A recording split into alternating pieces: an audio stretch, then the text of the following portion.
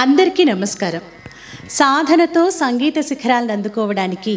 సంగీత సాధనాంజలికి స్వాగతం పలుకుతోంది మీ గీతాంజలి. ఈరోజు మనం శివానంద లహరిలో 31వ శ్లోకం నుంచి 40వ శ్లోకం వరకు నేర్చుకోబోతున్నాం.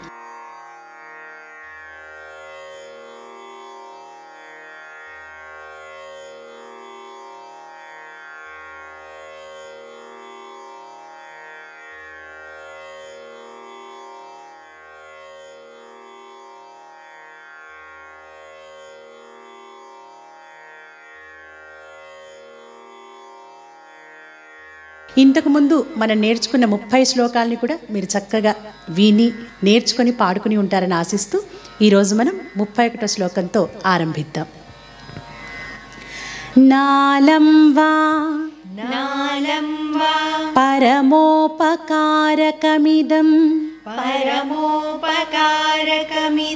త్వేకం పశూనాం పతే పశ్యన్ కుక్షిగతాన్ చరాచరగణాన్ బాహ్యస్థితాన్ రక్షితుం సర్వామర్త్య పలాయనౌషధమతి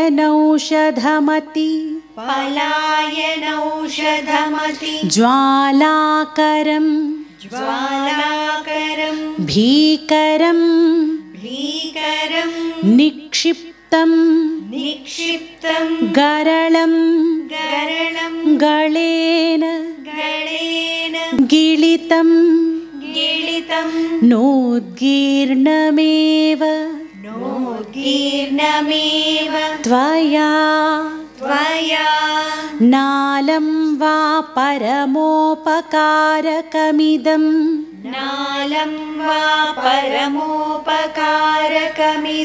త్వేకం పశూనాం పతే పశ్యన్ కుక్షిగతాన్ చరాచరగణాన్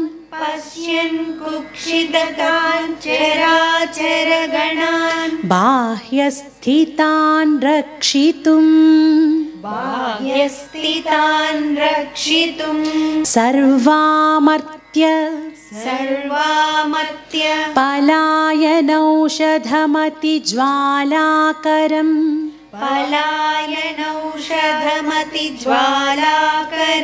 భీకరం నిక్షిప్తం గరళం గళేన గిళితం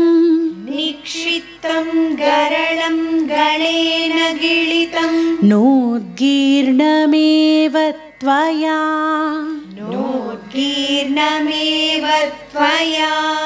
ఈ శ్లోకాన్ని కలిపి పాడదాం. నాలం వా పరమోపకారకమిదం త్వేకం పశూనాం పతే పశ్యన్ కుక్షిగతాన్ చరాచరగణాన్ బాహ్యస్థితాన్ రక్షితుం సర్వామర్త్య పలాయనౌషధమతి జ్వాలాకరం భీకరం నిక్షిప్తం గరళం గళేన గిళితం నోద్గీర్ణమేవ త్వయా. ఇక 32వ శ్లోకం. జ్వాలోగ్ర సకలామరాతి భయద క్ష్వేళ కథం వా త్వయా దృష్ట కించ కరే ధృత కరతలే కిం పక్వజంబూఫలం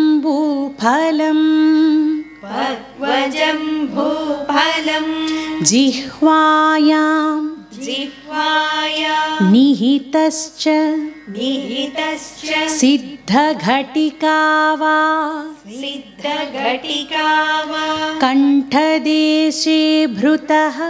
कण्ठदेशे भृतः किं ते नीलमणिर्विभूषण नीलमणिर्विभूषण मयं शम्भो महात्मन्वद ज्वालोग्रः सकलामराति भयदः क्ष्वेलः कथं वा त्वया दृष्टः किञ्च करे धृतः करतले किं पक्वजम्बूफलम्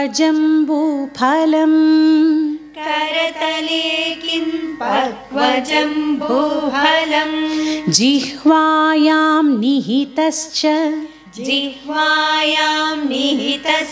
सिद्धघटिका वा कण्ठदेशे भृतः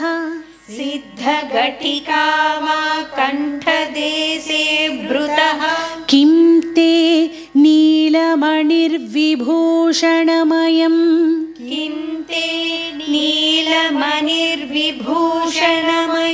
शम्भो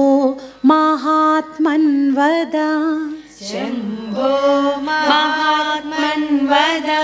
కలిపి పాడదాం.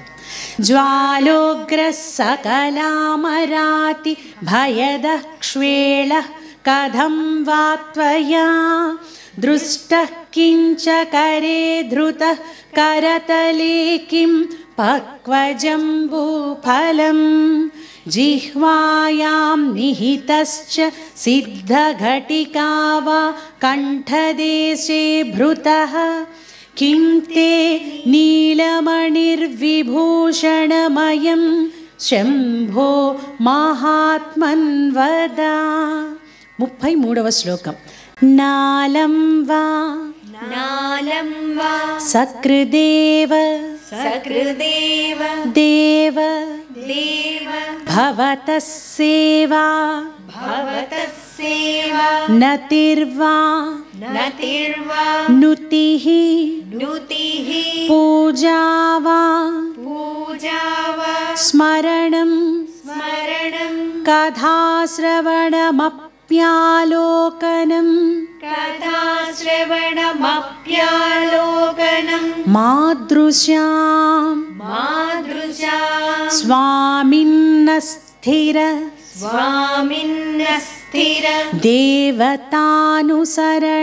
देवतानुसरणायासेन किं लभ्यते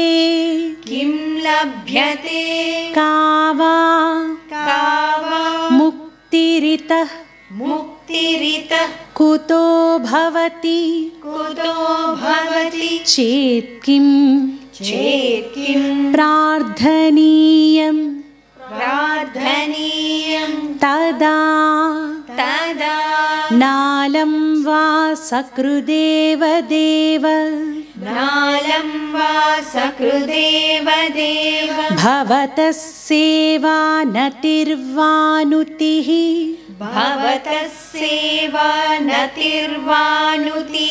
पूजा वा स्मरणं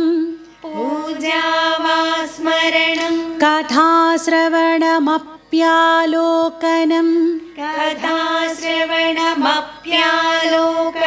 मातृशां स्वामिन्नस्थिर देवतानुसरणायासेन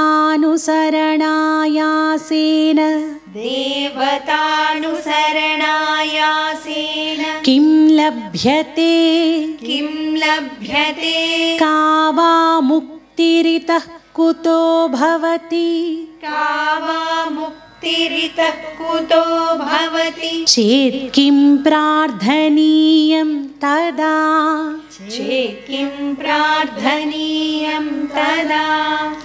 नालं वा सकृदेव देव भवतः सेवा नतिर्वानुतिः पूजा वा स्मरणं कथाश्रवणमप्यालोकनं स्वाप्यालोकनं मादृशां स्वामिन्न स्थिरदेवतानुसरणायासेन किं लभ्यते का वा मुक्तिरितः कुतो भवति चेत् किं प्रार्थनीयं तदा 34వ శ్లోకం किं ब्रूमस्तव किं ब्रूमस्तव साहसं पशुपते पशुपते कस्यास्ति शम्भो भवद्धैर्यं चेदृशमात्मन स्थितिरियं चान्यैः कथं लभ्यते भ्रस्यद्देवगणं त्रसन्मुनिगणं नश्यत्प्रपञ्चं लयं पश्यन्निर्भय एक एव विहरत्यानन्द सान्द्रो भवान् किं ब्रूमस्तव साहसं पशुपते किं ब्रूमस्तव साहसं पशुपते कस्यास्ति शम्भो भवद्धैर्यं चेदृशमात्मनस्थितिरियं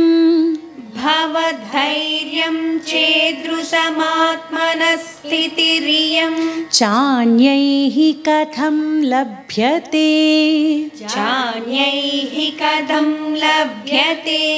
भ्रस्यद्देवगणं त्रसन्मुनिगणं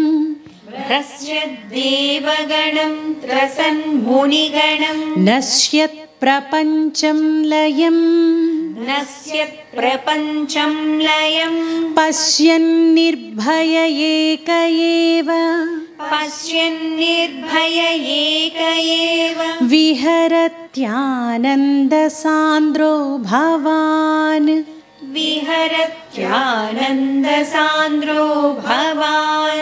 కలిపి పాడదాం किं ब्रूमस्तव साहसं पशुपते कस्यास्ति शम्भो भवद्धैर्यं चेदृशमात्मनस्थितिरियं चान्यैः कथं लभ्यते भ्रस्यद्देवगणं त्रसन्मुनिगणं नश्यत्प्रपञ्चं लयं पश्यन्निर्भय एक एव विहरत्यानन्द सान्द्रो भवान् 35వ శ్లోకం योगक्षेम धुरन्धरस्य सकलश्रेयः प्रदोद्योगिनो दृष्टादृष्टमतोपदेश कृतिनो बाह्यांतर व्यापिनः सर्वज्ञस्य दयाकरस्य भवतः किं वेदितव्यं मया शम्भो त्वं परमान्तरङ्ग इति मे चित्ते स्मराम्यन्वहम्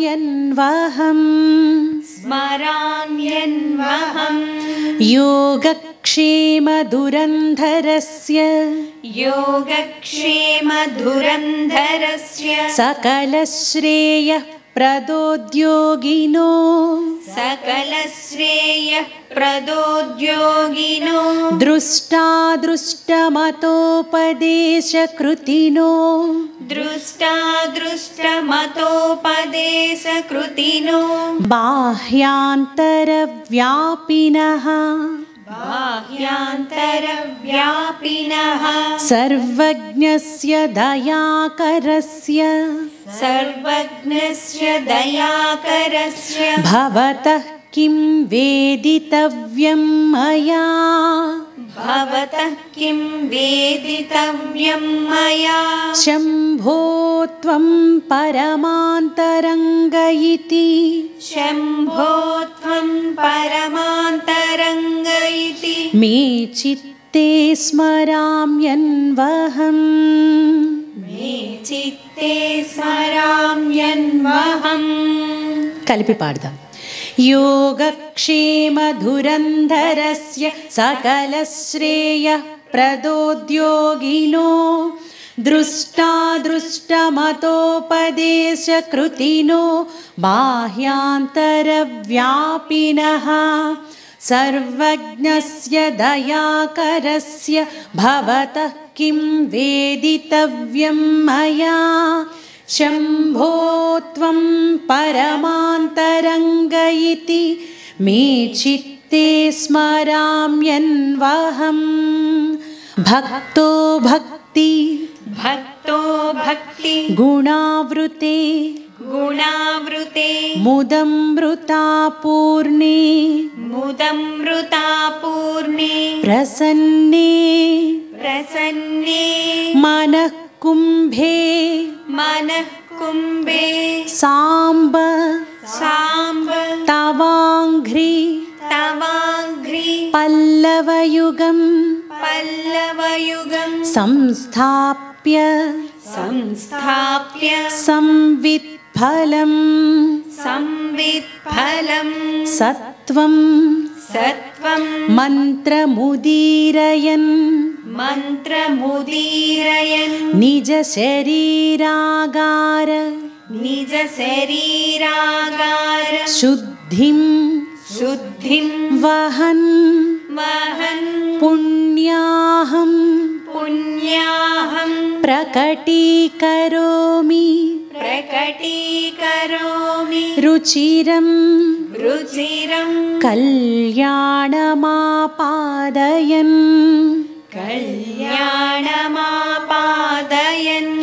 भक्तो भक्तिगुणावृते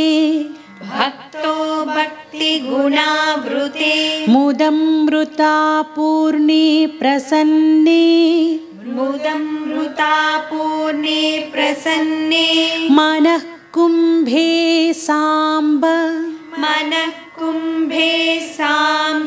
तवाङ्घ्रिपल्लवयुगं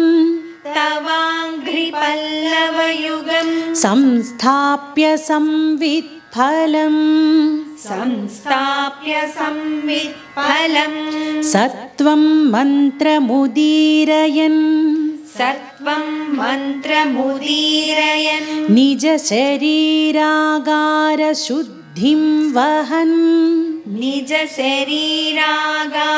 शुद्धिं वहन् पुण्याहं प्रकटीकरोमि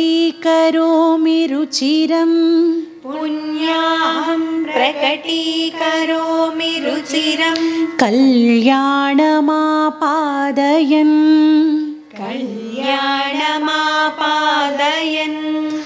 भक्तो भक्तिगुणावृते मुदमृतापूर्णे प्रसन्ने मनः कुम्भे साम्ब तवाङ्घ्रिपल्लवयुगं संस्थाप्य संवित्फलं सत्वं मन्त्रमुदीरयन् निज शरीरागार शुद्धिं वहन् पुण्याहं प्रकटीकरोमि रुचिरं कल्याणमापादयन् 37వ శ్లోకం आम्नायाम्बुधिमादरेण आम्नायाम्बुधिमादरेण सुमनः सङ्घाः सुमनः सङ्गाः समुद्यन्मनोमन्थानं समुद्यन्मनोमन्थानं दृढभक्ति दृढभक्ति रज्जुसहितं रज्जुसहितं कृत्वा मथित्वा ततः मथित्वा ततः सोमं कल्पतरुं कल्पतरुं सुपर्वसुरभिं सुपर्वसुरभिं चिन्तामणिं चिन्तामणिं धीमतां नित्यानन्दसुधां नित्यानन्दसुधां निरन्तर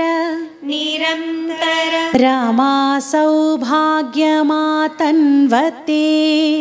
रमा सौभाग्यमातन्वते आम्नायाम्बुधिमादरेण आम्नायाम्बुधिमादरेण सुमनः सङ्घासमुद्यन्मनोमन्थानं सुमनः सङ्घासमुद्यन्मनोमन्थानं दृढभक्तिरज्जुसहितं दृढभक्तिरज्जुसहितं कृत्वा मथित्वा ततः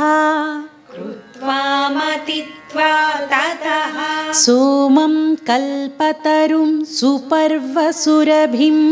सोमं कल्पतरुं सुपर्वसुरभिं चिन्तामणिं धीमतां चिन्तामणिं धीमतां नित्यानन्दसुधां निरन्तर नित्यानन्दसुधां निरन्तर रमा सौभाग्यमातन्वते रमा सौभाग्यमातन्वते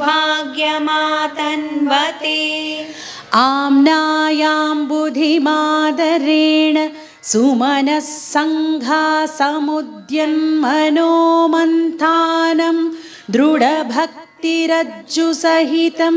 कृत्वा मथित्वा ततः सोमं कल्पतरुं सुपर्वसुरभिं चिन्तामणिं धीमतां नित्यानन्दसुधां निरन्तर रमा सौभाग्यमातन्वते प्राक्पुण्याचल मार्गदर्शित सुधामूर्तिः प्रसन्नः शिवः सोमः सद्गणसेवितो मृगधरः पूर्णस्तमो मोचकः चेतः पुष्कर लक्षितो भवति चेदानन्द पाथोनिधिः प्रागल्भ्येन विजृम्भते सुमनसां वृत्तिस्तदा जायते प्राक्पुण्याचल मार्गदर्शित सुधामूर्तिः प्रसन्नः शिवः सोमः सद्गणसेवितो मृगधरः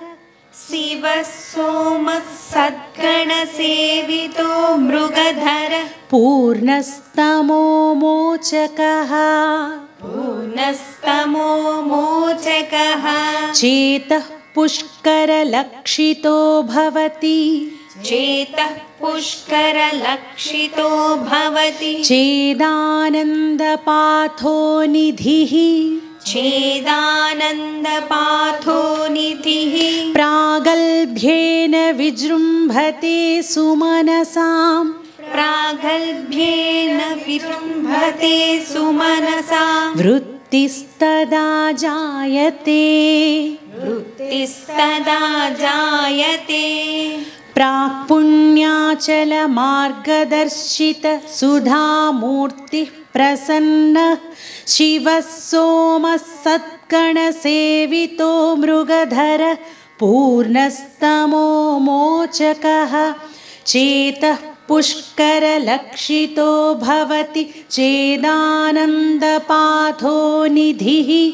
प्रागल्भ्येन विजृम्भते सुमनसां वृत्तिस्तदा जायते 39వ శ్లోకం ధర్మో మే చతురంఘ్రికः సుచరితః పాపం వినాశం గతః కామక్రోధ మదాదయో విగళితాః కాలాసుఖావిష్కృతాః జ్ఞానానంత్య మహౌషధిः సుఫలితా కైవల్యనాథే సదా మాన్యే మానస పుండరీకనగరే రాజావతంసే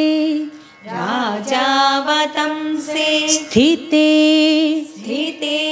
ధర్మో మే చతురంఘ్రికः సుచరితః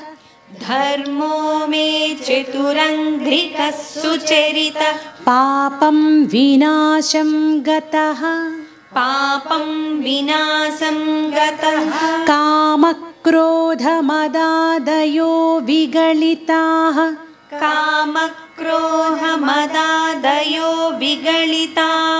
కాలాసుఖావిష్కృతాః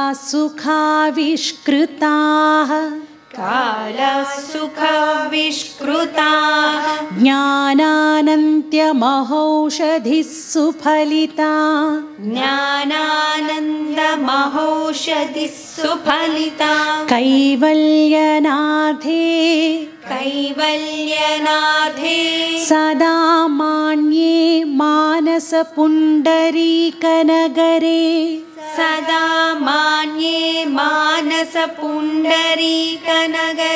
రాజావతంసే స్థితే ధర్మో మే చతురంఘ్రికः సుచరితః పాపం వినాశం గతః కామక్రోధమదాదయో విగళితాః కాలాసుఖావిష్కృతాః జ్ఞానానంత్యమహౌషధిः సుఫలితా కైవల్యనాథే సదా మాన్యే మానస పుండరీకనగరే రాజావతంసే స్థితే ఇక 40వ శ్లోకం ధీయంత్రేణ వచోఘటేన కవితా కుల్యోపకుల్యాక్రమైః ఆనీతైశ్చ సదాశివస్య చరితాంభోరాశి దివ్యామృతైః హృత్కేదార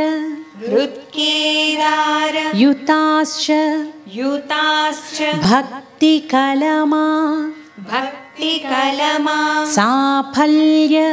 साफल्यं मातन्वते मातन्वते भक्तिकलमा साफल्यमातन्वते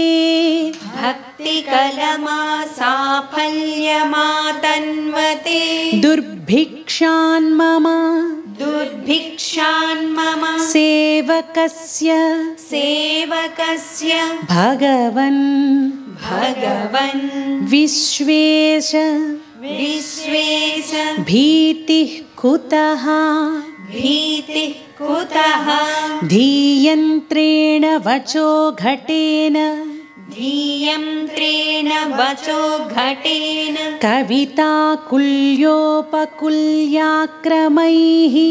कविताकुल्योपकुल्याक्रमैः आनीतैश्च सदाशिवस्य आनीतैश्च सदाशिवस्य चरिताम्भोरासि दिव्यामृतैः चरिताम्भोरासि दिव्यामृतैः हृत्केदारयुताश्च हृत्केदारयुताश्च भक्तिकलमा साफल्यमातन्वते भक्तिकलमा साफल्यमातन्वते दुर्भिक्षान्मम सेवकस्य दुर्भिक्षान्मम सेवकस्य भगवन् विश्वेश भीतिः कुतः भगवन् विश्वेश भीतिः कुतः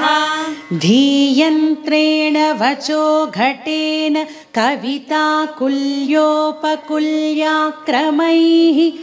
आनीतैश्च सदाशिवस्य चरिताम्भोरासि दिव्यामृतैः हृत्केदारयुताश्च भक्तिकलमा साफल्यमातन्वते दुर्भिक्षान्मम सेवकस्य भगवन् विश्वेश भीतिः कुतः. మీరందరూ కూడా ఈ శ్లోకాలను నేర్చుకుంటూ మీకేమన్నా సందేహాలు అనుమానాలు ఉన్నట్లయితే మాకు కామెంట్స్ రూపంలో తెలియజేయండి. అలాగే ఇవి నేర్చుకుంటున్నప్పుడు మీకు కలిగినటువంటి అనుభూతిని మీ అభిప్రాయాలను మాకు కామెంట్స్లో తెలియజేయండి. మీ అందరికీ తెలుసు కదా, ఇలాంటి వీడియోస్ మీకు మరిన్ని కావాలి అంటే మన సంగీత సాధనాంజలి ఛానల్ని అలాగే సింగ్ విత్ గీతాంజలి ఛానల్ని షేర్ చేయండి, లైక్ చేయండి, సబ్స్క్రైబ్ చేయండి, బెల్ ఐకాన్ని క్లిక్ చేయండి. తరువాతి వీడియోలో తరువాతి శ్లోకాలతో తిరిగి మళ్ళీ కలుసుకుందాం.